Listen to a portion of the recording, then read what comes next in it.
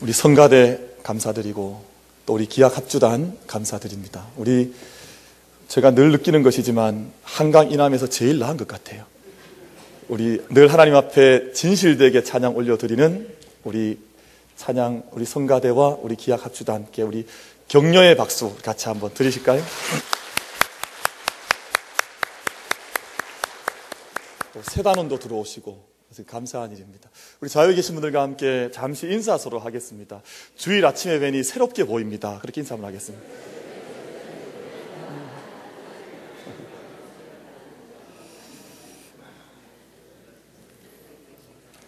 다 새롭게 보셨습니까?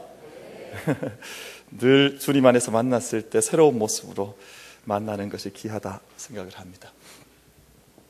지난달 20일에서 22일까지 금강산에서 남북 이산가족 상봉이라고 하는 큰 행사가 있었습니다. 그 82명의 이산가족 상봉자들 가운데 90대 할아버지 세 분은 이동식 침대에 누워서 금강산을 가셨습니다. 그리고 다른 고령자 14분은 휠체어를 타셔서 금강산에 가셔서 가족들을 상봉을 했습니다. 한 90대 할아버지는 죽더라도 자식을 만나고 죽어야 되겠다 그렇게 말씀하시면서 구급차에 실리셔서 금강산으로 가셔서 가족들, 자녀분들을 아들과 딸을 만났습니다. 한 60대 상봉자께서는 아버지가 남겨주었던 유언, 북한에 있는 너희 누이를 꼭 나는 못 만나고 죽으니까 너는 올라가서 만나라 라고 하는 유서를 들고 가서 북측에서 내려온 누이를 함께 만나는 그런 장면이 TV에서 그려졌습니다. 이산가족들이 60년, 64, 5년이 지나도 기어코 만남을 이루려고 하는 이유는 한 가지입니다. 그들이 가족이요 피부치이기 때문에 시간이 아무리 많이 흘러도 내 가족, 내 피부치 만나야 되겠다는 그 일념 가지고 60년, 64, 5년을 시원을 지내면서 그 주체할 수 없는, 그 감출 수 없는 몸을 가지고도 휠체어를 타고 구급차를 타고 그렇게 올라가서 가족들을 만난 것입니다.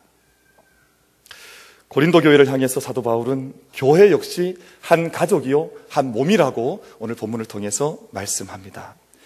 특별히 그리스도의 몸이요 지체의 각 부분이라고 말씀하는데 12장 12절 말씀에서 이렇게 말씀합니다. 몸은 하나인데 많은 지체가 있고 몸의 지체가 많으나 한 몸임과 같이 그리스도도 그러하니라. 그리스도의 몸도 우리의 몸과 같이 많은 지체들로 구성이 되어 있으나 한 몸을 형성하고 있다 그렇게 말씀을 합니다. 사람에게는 팔, 다리, 손가락과 발가락, 두 눈과 두 귀, 코와 입과 같은 서로 다른 지체들이 모여서 한 몸을 이루고 있습니다. 우리의 몸이 오늘 그렇지 않습니까? 교회도 마찬가지로 저마다의 다른 모습과 다른 기능들을 가지고 있으나 함께 모여서 한 몸을 이루고 한 공동체를 이루어 가고 있습니다. 그리스도의 몸을 이루는 교회는 초대교회부터 지금까지 4가지 성격과 4가지 사인, 4가지 표지를 가지고 있다고 말을 합니다. 그 첫째가 교회의 통일성입니다. 교회는 하나라는 것이죠. 교회는 다양한 모습을 가진 지체들이 함께 모일 수 있지만 근본적으로 예수 그리스도의 한 몸으로 한 통일성을 가지고 하나의 교회를 만들어가고 있다고 하는 것입니다. 둘째는 교회의 거룩성입니다. 교회 안에 때로는 실수도 있고 때로는 죄된 모습도 있고 때로는 넘어지거나 연약한 모습들이 보이는 것도 사실이긴 하지만 하나님께서 우리를 구원해 주시고 그리스도의 피값으로 거룩케 하신 새로운 몸을 입은 공동체이기 때문에 주 안에서 하나님 안에서 거룩한 공동체요 거룩한 신부요 성령의 거룩한 전으로 날마다 주 앞에 세워져 가고 있다고 하는 것이 교회의 거룩성입니다. 셋째는 교회의 보편성입니다. 시 공간을 초월해서 어느 때에 있든지 어느 장소에 있든지 주님의 이름과 복음으로 모인 곳에는 교회가 더불어 세워지는 교회의 우주성, 교회의 보편성을 가지고 교회는 이 땅 가운데 세워져 가고 있습니다. 마지막이 교회의 사도성입니다. 사도성이란 사도들이 전한 복음의 터 위에 사도들이 전했던 복음의 흔적, 그 피값으로 전했던 복음의 능력 위에 교회가 서 있다고 하는 것을 가리켜서 복음의 사도성이라고 표현을 합니다. 하나의 거룩한 보편적인 사도적 교회를 이루고 있다고 하는 것이 주님께서 교회를 세워주신 이후에 지금까지 2000년 역사 속에 교회의 사인으로, 교회의 표지로 그렇게 내려져 오고 있는 것입니다.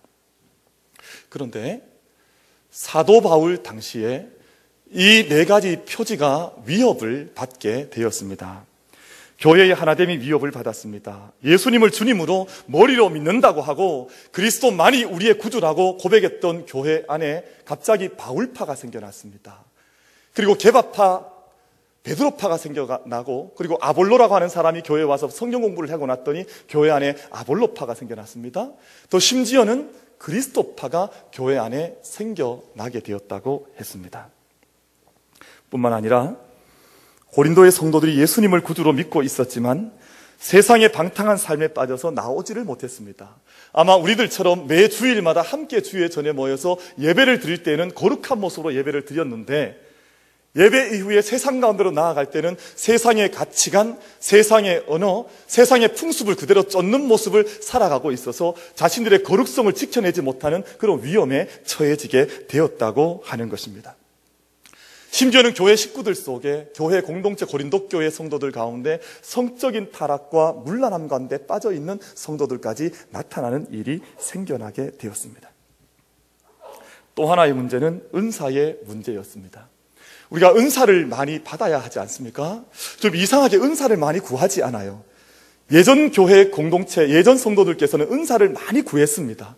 하나님 내게 맞는 은사가 어떤 은사입니까? 은사를 늘 신실하게 구하고 그 은사를 따라서 교회를 섬기고 은사 때문에 공동체가 더 든든해져 갔는데, 이상하게 요즘은 은사를 많이 구하지 않는 그런 모습이 많이 보입니다만, 우리 만민교회 모든 성도님들께서는 은사를 열심히 구하는, 내게 하나님께서 어떤 은사를 주시는지, 주기를 원하시는지 그 은사를 받고 공동체를 진실되게 뿌리 깊게 섬겨나갈 수 있는 은혜를 우리가 함께 누리게 되기를 바라겠습니다. 고린도 교회는 그 놀라운 하나님의 선물과 은사를 받았음에도 불구하고 어느 한순간부터 그 은사가 자기를 드러내는, 자기를 자랑하는 통로로 쓰여지기를 시작했다는 것입니다. 자기 자랑으로 흘러가 버렸습니다. 복음의 터 위에 세워진 교회로 십자가와 복음만을 자랑해야 할 교회가 자신이 받았던 은사들을 자랑하면서 교회 안에 어떤 갈등들, 어떤 나뉘어짐들이 그 교회 안에 나타나기를 시작했다고 하는 것입니다. 은혜 안에서 인간의 모든 차별과 교만이 사라져야 함에도 불구하고 예수 그리스도를 믿으면서 인간이 구별하고 차별하는 모든 교만의 길까지도 사라져야 하는데, 어떻게 하다 보니 교회 안에 그 은사가 도리어 자랑거리가 되어서 은사가 시험거리가 되는 그런 일들이 고린도 교회 안에 나타나게 되었다고 하는 것입니다. 사도 바울께서 이런 교회의 교회됨의 위기 앞에서 고린도 교회를 향해서 주신 말씀이 오늘 본문의 도전입니다. 먼저 하나님의 교회 안에는 서로 다른 많은 지체들이 모여서 하나의 몸, 그리스도의 몸을 이루고 있다. 많은 지체들이 모여서 한 그리스도의 몸을, 머리 대신 그리스도와 함께 그 몸을 이루어가고 있다고 말씀하시는데, 20절 말씀에서 오늘 본문 첫 절 말씀이죠. 이렇게 말씀합니다. 이제 지체는 많으나 몸은 하나이다. 그렇게 말씀을 했습니다. 이 말씀이 함축하고 있는 의미는 크든 작든 중요하든 중요하지 않든 모든 지체는 그 고유한 기능과 가치를 가지면서 모든 성도들이 교회 안에서 함께 모여서 한 몸을 이루어가고 있다고 하는 말씀인 것입니다. 아까도 말씀드렸습니다만 우리의 몸은 팔과 다리로, 머리로, 손과 발로, 두 눈과 두 귀로, 입과 코와 같은 지체들이 모여서 한 몸을 이루고 있습니다. 이 말은 각 지체는 다른 지체와 기관이 대체할 수 없는, 한 성도의 자리는 다른 성도에 의해서 대체될 수 없는 자기만의 고유한 가치관과 자기만의 중요성을 가지고 교회 안에서 한 몸으로 모여 있다고 하는 것을 말씀을 하기에, 모든 지체들은 그 온몸을 위해서 서로 협력하고 한 몸을 건강하게 세워갈 수 있도록 자기의 지체됨을 확인하고 세워가는 일에 온 매진을 하여야 된다고 하는 것을 말씀을 하고 있습니다. 그래서 실제 사람의 몸은, 우리의 몸은 하나님께서 만드신 걸작품으로 만들어져 있습니다. 믿으십니까? 우리 옆에 분에게 한번 칭찬 한번 하겠습니다. 집사님 벨이 정말 걸작품입니다. 저도 한번 칭찬 한번 하겠습니다.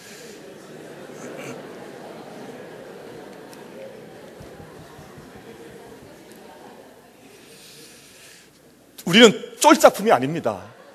우리는 쫄작품이 아니고 정말 하나님께서 만드신 걸작품이에요. 여러분 성경 말씀 보면, 창세기 말씀 보면 다른 모든 피조 세계는 하나님께서 다 말씀으로 지으셨거든요.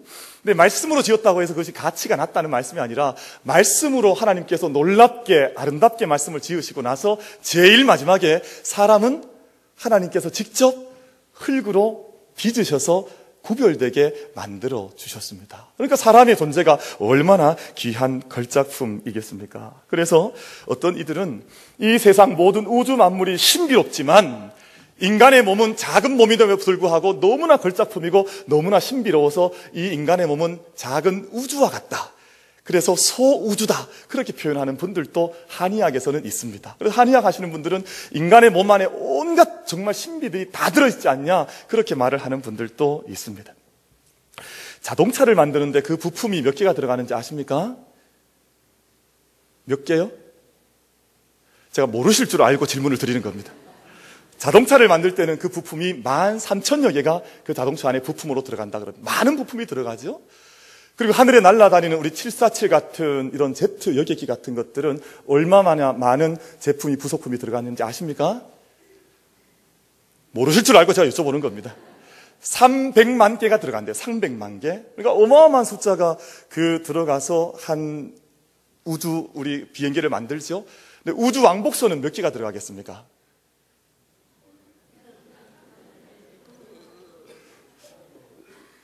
제가 1부 때 이렇게 질문 드렸더니 500개라는 분이 나왔어요. 그래서 깜짝 놀랐습니다. 믿음이 없으시더니 여간 그러신가?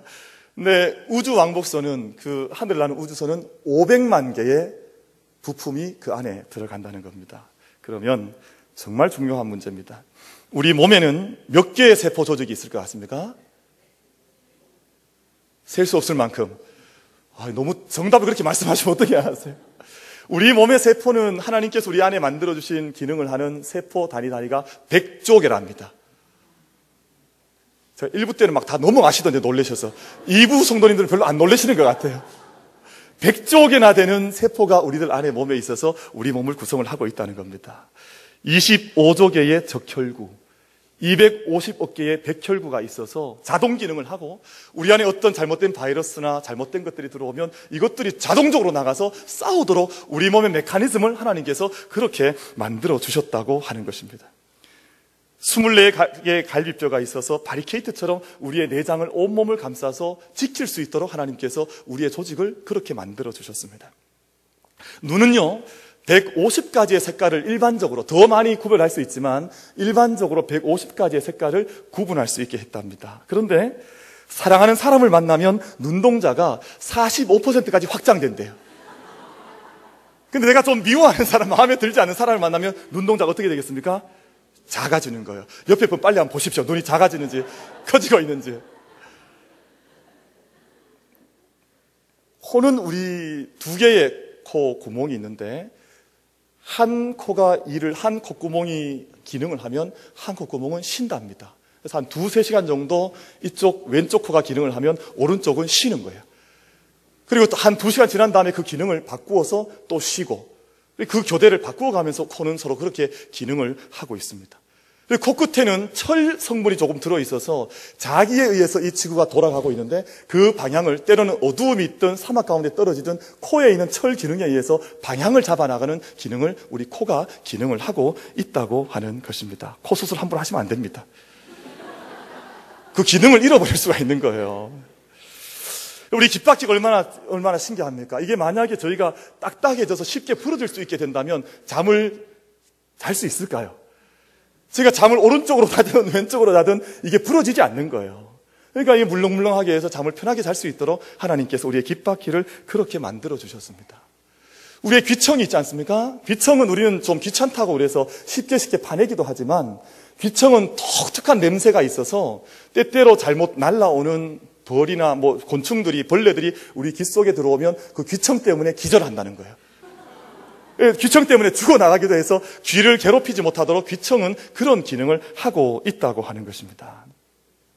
피부는 4주마다 완전히 새 피부로 바뀌어진다는 거. 우리가 예전에 일평생 같은 피부를 가지고 산다고 생각하지만 그렇지 않다는 겁니다. 4주마다 옛 피부는 다 벗어버리고 기능을 다 잃어버리고 새로운 피부가 우리 피부에서 일어나서 새로운 몸을 우리가 날마다 입고 살아간다고 하는 것입니다. 심장은 하루에 300리터의 피를 늘 보내는 기능을 하고 있습니다. 핏줄은 우리 몸 안에서 12만 킬로미터, 지구를 3바퀴 돌 수 있는 길이만큼 우리 몸 속에서 핏줄이 기능을 하고 있습니다. 우리 몸 안에 돌아보면 우리 몸의 모든 지체들 가운데 하나도 버릴 것이 없을 만큼, 눈썹도 그렇지 않습니까? 코털도 그렇지 않습니까?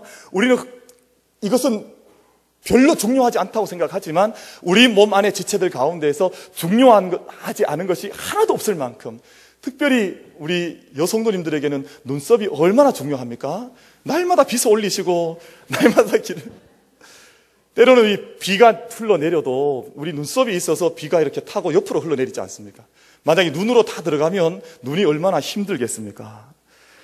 우리 몸의 모든 지체들이 함께 협력하여서 우리 몸을 이루어가는 지체들로 쓰임받고 있다고 하는 것입니다. 교회도 마찬가지입니다. 교회는 주님의 몸이기에 진정한 주님의 몸에 속한 교회라면 교회의 모든 지체들 가운데 반목과 대립이 있을 수 없고 늘 서로의 기능을 칭찬해 주면서 손과 발이 서로를 칭찬해 주듯이, 눈과 귀가 서로의 기능을 인정해 주듯이 그렇게 온 교회는 함께 세워져 가야 하는 것입니다. 저는 늘 제 마음속에 확증하는 바 한 가지가 있습니다. 제 마음속에 인정하고 고백하고 확증하는 바 한 가지가, 우리 만민교회가 세상에서 가장 화평한 교회이구나, 그렇게 늘 믿어 고백하고 있습니다. 저만의 고백이 아니죠? 자신감이 갑자기 떨어지시는 것 같아요. 당회는 당회의 사명을 다해야 합니다. 집사님들께서는 재직이 감당해야 할 섬김과 봉사의 직을 받았기에 그것을 기쁨으로 받은 이상은 하나님 앞에서 내 삶을 들여서 섬기고 기쁨으로 헌신하는 삶을 집사님들께서 살아가시는 것입니다. 권사님들께서는 성도를 돌보는, 기도하는 일, 신방하는 일, 가슴에 한 영혼을 품어 안고 눈물로 교회를 위해서 구하는 일들을 권사님들께서는 놓치지 않으셔야 합니다. 그래서 오늘 본문 21절 말씀을 보면, 눈이 손더러 내가 너를 쓸데없다 하거나 또한 머리가 발더러 내가 너를 쓸데가 없다 하지 못하리라. 성령의 화평케 하시는 이 은혜로 인하여 우리가 서로가 집사님과 권사님과 장로님과 모든 성도 한 분 한 분이 서로를 존귀하게 여기고 서로를 필요로 할 수 있는, 서로를 우리가 은혜 안에서 만날 수 있는 영적인 스파크가 우리 교회 안에서 일어날 수 있게 되기를 간절히 바라겠습니다. 오늘 좀 인사를 많이 하기로 하고 제가 작정하고 나왔습니다. 우리 옆에 계신 집사님에게, 권사님에게, 장로님에게 그렇게 한번 인사하시겠습니까? 저는 집사님이 정말 필요합니다. 그렇게 한번 서로 인사 한번 하겠습니다.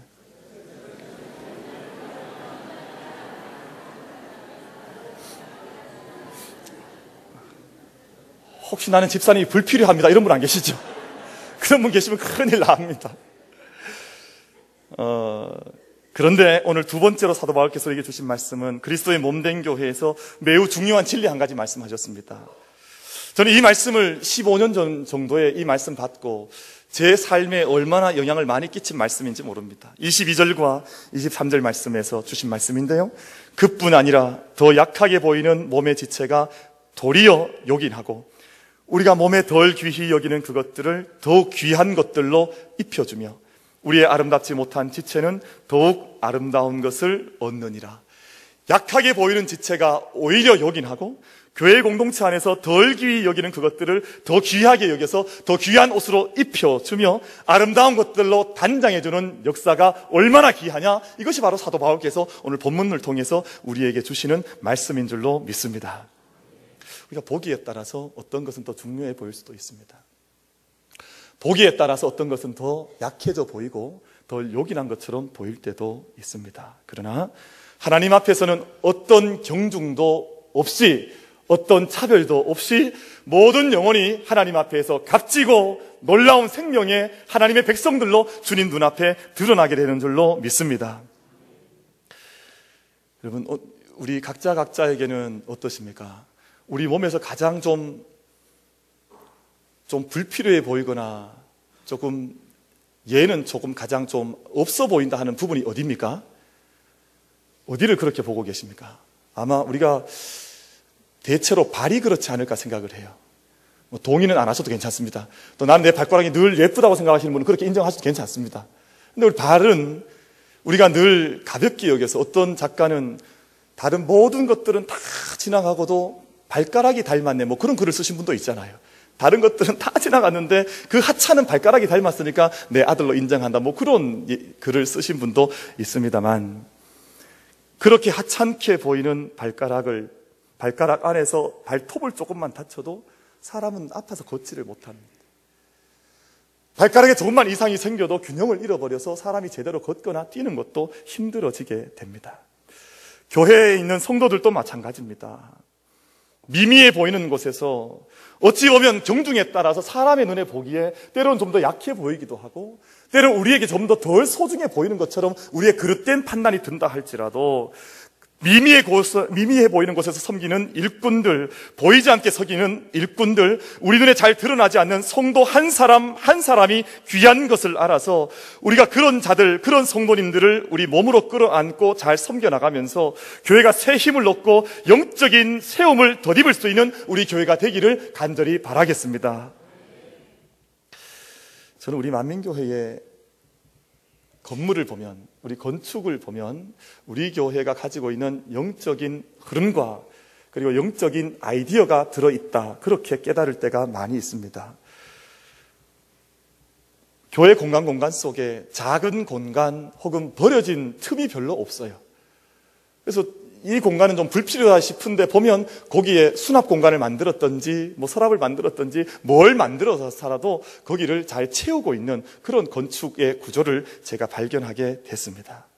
저는 이것이 우리가 많은 말들은 하지 않았을지 모르지만 우리 만민교회의 정신이요 가치라고 생각을 합니다. 예수님께서 오병이어의 기적을 일으키신 이후에 사람들이 다 배불리 먹고 다 만족해 했습니다.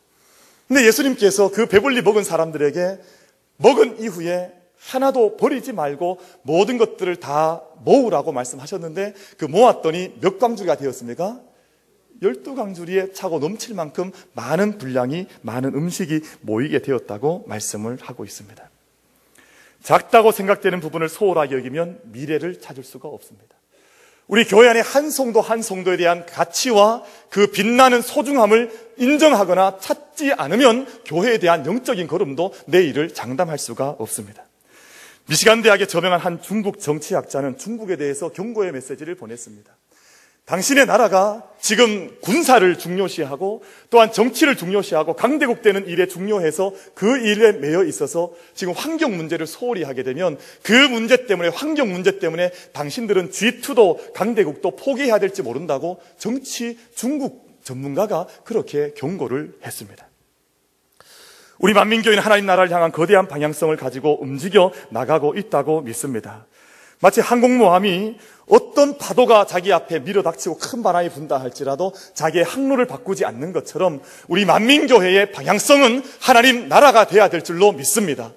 우리가 다른 사업들, 다른 이런저런 일들도 많이 해야 되겠지만 어떤 일들을 하든지 간에 하나님 나라를 우리 교회는 지향한다고 하는 하나님의 나라, 하나님 왕국, 하나님 비전을 놓치지 않는 우리 교회가 돼야 될 줄로 믿습니다. 그러나 그와 동시에 한 생명, 한 성도, 우리 눈에는 작게 보이는 한 지체라 할지라도 그 지체에 대해서 온 힘을 다 기울여서, 온 영을 다 기울여서 그 영혼을 소중하게 생각하고 가치 있게 생각하고 아름다움의 옷을 입혀줄 수 있는 우리 교회로 거듭날 수 있게 되기를 간절히 바라겠습니다. 우리 사자성어 가운데 화룡점정이라는 말이 있습니다.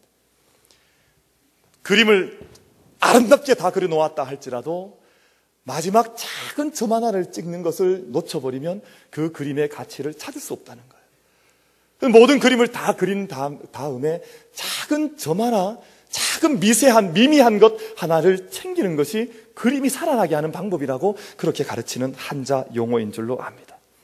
우리 교회가 정말 더 약하게 보이는 지체가 도리어 욕이남을 알고 우리 교회 안에서 중직자이든 직분자이든 아니면 한 성도이든 어린 소자이든지 간에 온 우리 재단의 문을 열고 들어오는 모든 지체들은 하나님 앞에서 자기의 소중함, 자기의 가치, 교회 안에서의 자기의 위치를 분명하게 세우고 나아갈 수 있는 영적인 행진이 이 재단 안에 있을 수 있게 되기를 간절히 바라겠습니다.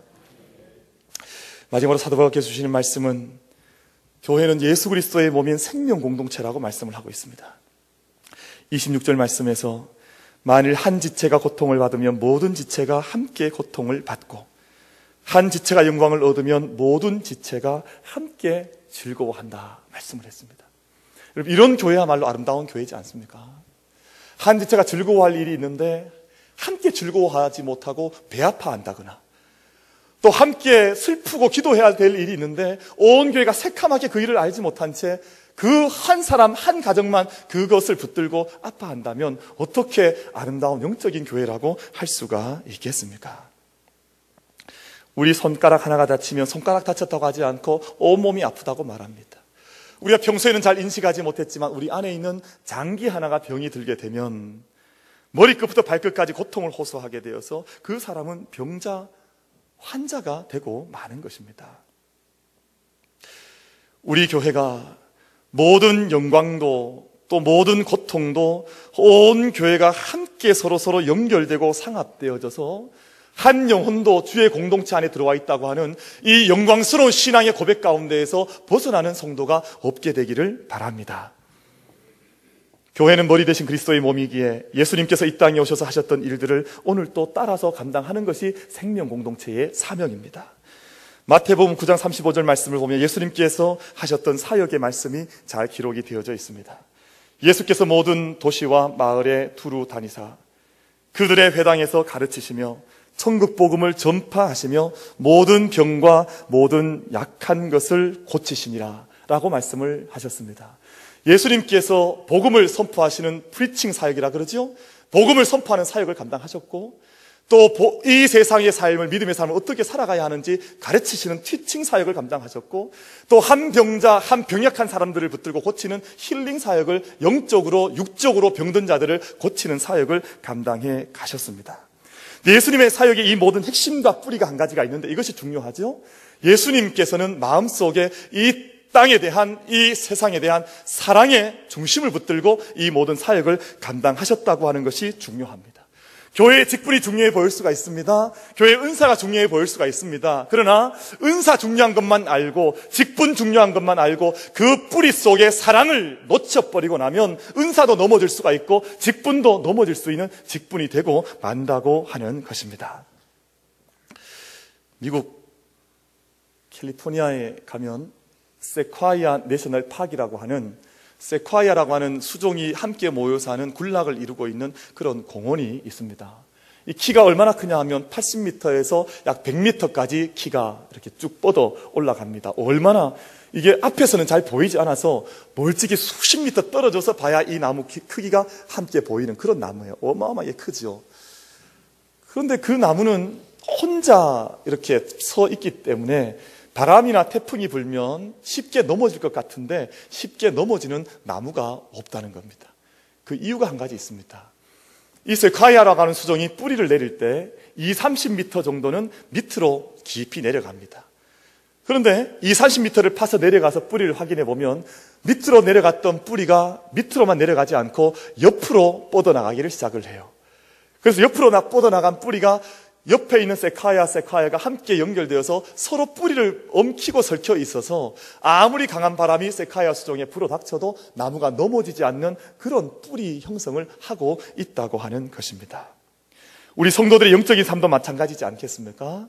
우리가 함께 교회 안에 들어와서 성도의 생활을 감당해 나갈 때 우리의 믿음의 뿌리를 밑으로 내린 이후에는 옆으로 우리의 사랑의 뿌리를 뻗쳐나가서 성도와 성도가 함께 얽히고 설켜서 영적인 사랑의 뿌리를 내릴 수 있는 은혜가 우리들에게 있어야 될 줄로 믿습니다. 그럼 교회 안에서 때로는 시험에 빠지거나 때로는 좌절하거나 넘어지는 분들이, 어떤 분들이 넘어집니까? 함께 사랑의 뿌리를 깊이 나누지 못했던 자들은 홀로 서 있어서 어떤 바람이 불어올 때는 쉬 넘어질 수밖에 없다고 하는 것을 저희가 보고 있습니다. 말씀을 정리하겠습니다. 오늘 본문 우리가 읽진 않았습니다만 31절 말씀에서 너희는 더욱 큰 은사를 사모하라. 내가 가장 좋은 길을 너희에게 보이리라 말씀을 하셨습니다. 가장 좋은 은사, 가장 좋은 길이 뭐겠습니까? 이후의 말씀을 읽어오면 믿음, 소망, 사랑이라고 말씀했고 그 가운데에서도 사랑의 길이 가장 좋은 길이라고 말씀을 하고 있습니다. 우리 만민교회가 받은 공동체, 받은 우리 지체된 우리 공동체 속에서 한 몸을 이루게 되었습니다. 이제 이 공동체 안에서 작은 지체를 소중하게 생각해서 우리의 은사와 직분을 통해서 서로를 귀하게 가치있게 섬겨나가되 정말 가장 좋은 길인, 가장 좋은 은사인 사랑의 은사와 사랑의 능력 가운데에서 우리 교회를 세워갈 수 있는 만민교회, 하나님의 교회가 세워져가는 역사가 우리들 가운데 있게 되기를 주님의 이름으로 축원을 드리겠습니다.